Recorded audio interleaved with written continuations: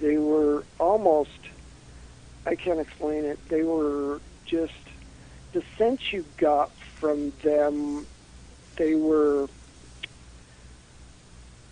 almost like they were almost not, they were so advanced, they were kind of between physical and non-physical. That's the only way I could describe it. I've actually heard that a lot lately. And they were, they didn't communicate like we do. I remember when I woke up stuck to a wall, literally stuck to a wall. It was like I wasn't strapped down, I wasn't glued down. It was like those centrifugal force rides that you go to an amusement park, tilt-a-whirl or whatever those are called. Well, just to clarify, strapped to a wall where? Back in your apartment or somewhere else? No, somewhere completely different. In this room, the lighting was different. The smells were different. It was like somewhere I'd never experienced before.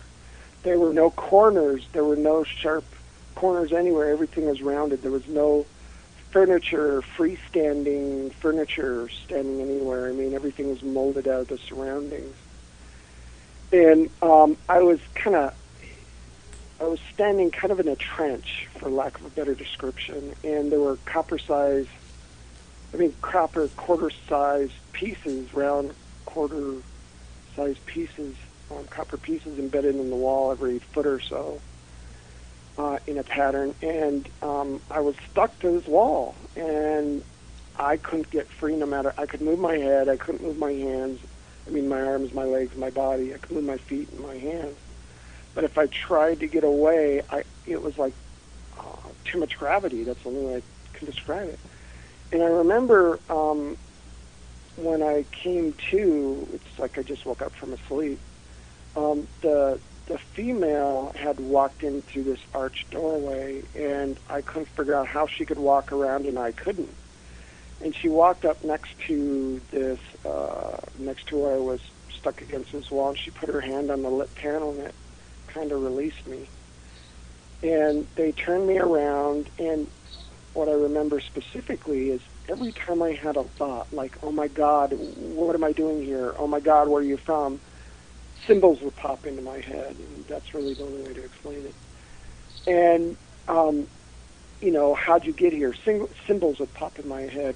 What are you doing? And all these symbols would pop in my head. And they turned me around, and one of the males came rushing into the room with a box on a strap that was kind of around over his shoulder. And it was a lit box, and it had this bizarre tube coming out the end, and it was attached to, I don't know, what looked to me like a melon baller. And, the first thing you think of is, they talk about probing. It's like, oh my God, that's what I thought when I was reading the book. I'm like, they took out a box, and what did he pull out? It's like, whoa there, buddy. Where are you going to stick that? Yeah. Exactly. And I was flipping. I mean, at this point, I was so scared I almost passed out. And again, it's going to be okay. It's going to be okay. What I remember, though, is when I had these real strong emotions, they seemed to cringe. And to me, that was really bizarre. That was really fascinating. Any real strong, like fear or despair, they seemed to cringe. So she tried to calm me down, and she turned me around, and they started scraping this melon baller over, around my lower back, and intense pain, real intense pain. And they seemed to be so. Uh-oh. We just lost the call. We just lost the call, though? Yeah, let me call group.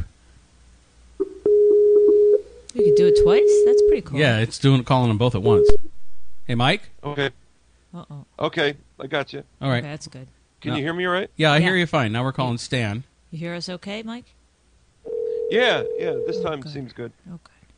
Hello. Hi, Stan. Hey, Stan. Okay, we're back on. So I don't know what happened there. That was really strange. Stuff like it seems like every time I do a radio show, there's some kind of weird sound or some kind of weird thread or some kind of... They're monitoring us, and they're trying to stop the truth from getting out. There was some really weird sounds going on, too. I heard that, too. I heard like a chirping, almost like a bird chirping. Does somebody have a bird? Is that you Mike? Not here. Huh. No? No. I didn't hear nothing. Oh, I did. I thought that's. Yeah, I thought it might have been. It was earlier when we were talking. Well, let's go ahead and just pick up from here. You were talking about the scooper on the back. The last we heard, they said you were experiencing intense pain. Yeah. Well, I could feel them scraping this thing on me. Thank goodness it wasn't a probe. That's all I gotta say. Yeah. That's a little hard to write in a book. Every guy's nightmare. Yeah, no kidding. But so I felt this pain on my lower back, and then all of a sudden, I felt again this light tap on the back of my head, and I woke up on the table in the middle of the room. And there was no pain when I woke up, but I remember I woke up from being asleep, and I sat up, and there was this female just staring at me. And I will never forget the way they move. You know how dogs, when you talk to a dog, sometimes it tilts its head or cocks its head to one side? Yes. Sure. Yeah. These beings do, and I have a theory. My theory is that because they communicate, telepathically, maybe they're trying to, you know how when we're trying to hear somebody, we kind of tilt our head so we can hear them better? Yes. Well, when they cock their head the way they do, I think they're trying to hear us, telepathically better. And I was sitting there, and this female came pretty close, and she tilted her head to one side, and literally an explosion of thought just filled my head, and it was so intense, it literally knocked me off the table. Wow. And when I kind of snapped out of it and got back on the table, I was terrified and said, "Calm down, it's okay." And she stepped back and kind of looked at me like, "Okay, you poor stupid slob, we're going to try this so you can understand it." And image after image, thought after thought, just bam, bam, bam, bam, bam.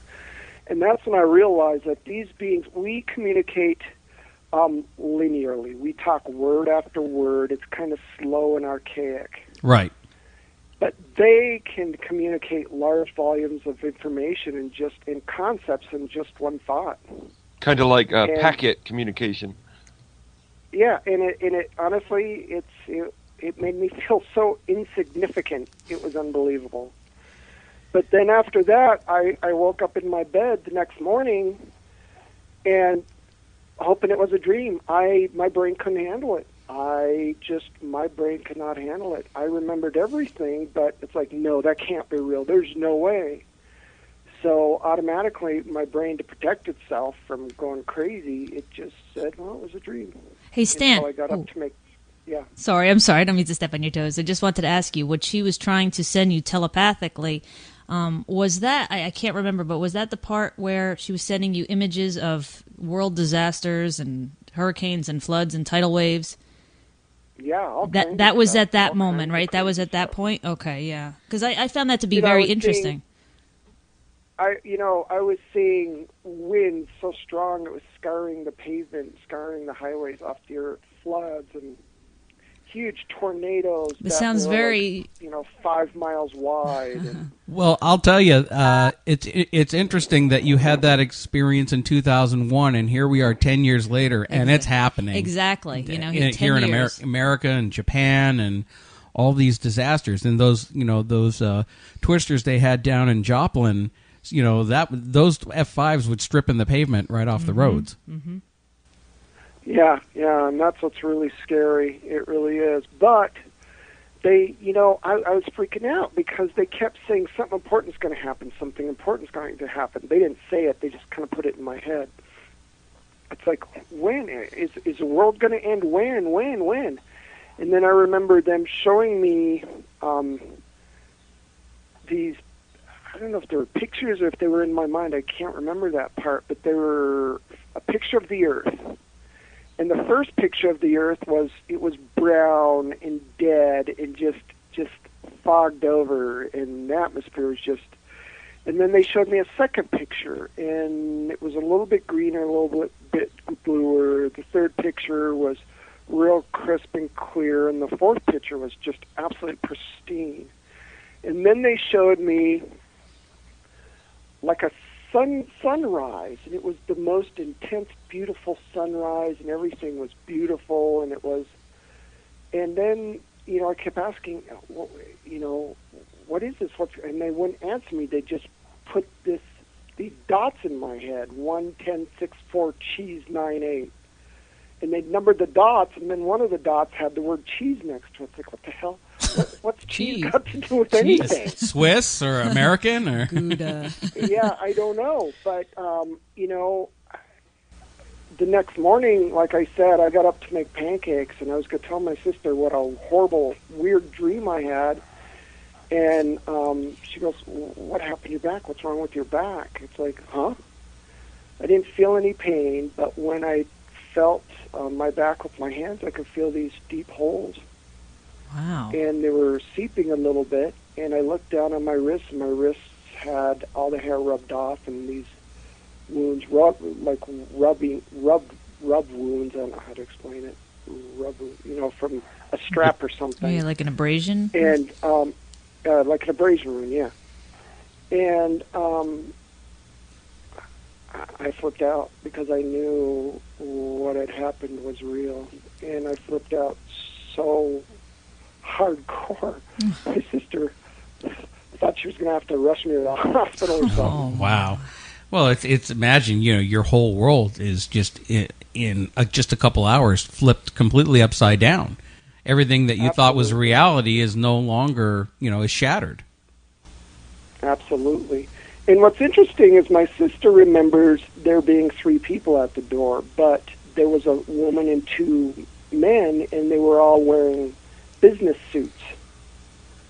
And she goes, I don't remember what happened. I don't remember after they came to the door, but they were wearing the woman was wearing some kind of pinstripe business suit.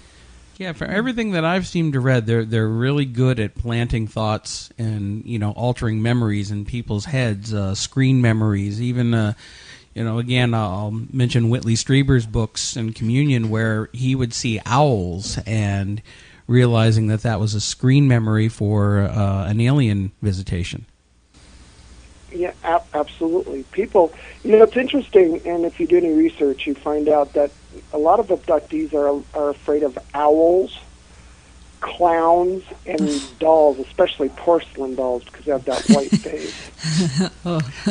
Yeah, we know about dolls. There's somebody else we're going to be talking to who's scared to death of dolls, but for other reason. Our friend John Zaffis on The Haunted Collector. So we just had an interview with him too. So, but you know, I actually also just finished reading John Mack's first book. It's taken me a long time to get to it, Abductions, and you know, you're absolutely correct. In most of the alien abduction experiences that I've read, it's people are usually taken when they're sleeping, floated through a wall, through this technology that seems to, you know, make matter not exist. And yours, where they actually come to the door, knock, and take you, which is highly unusual. But your case has been highly unusual all the way. I mean, the different when you started having the dreams, for lack of a better word, and started writing down these equations was interesting. Yeah. I was wondering if you could. Yeah, and that started. Go ahead. No, I was just going to say if you could tell us a little bit about, you know, how that kind of came about and what the results were of it. Well, you know, after my abduction experience, my first abduction experience, instead of calling trying to get me to go to the hospital, she got a hold of my friend, and my friend said he was kind of into the UFO stuff. I remember making fun of him. And he said, you know, you've probably had an experience. Let's get a hold of, you know, the local UFO organization. And so they did, and luckily they got a hold of MUFON International, which is Mutual UFO Network.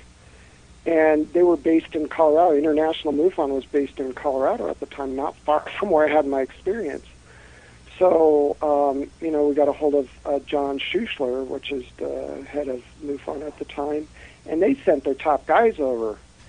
And they saw the wounds and everything, and they said, well, you know, if you've been abducted and you have these scoop marks, sometimes if they're fresh enough, they'll fluoresce under black light.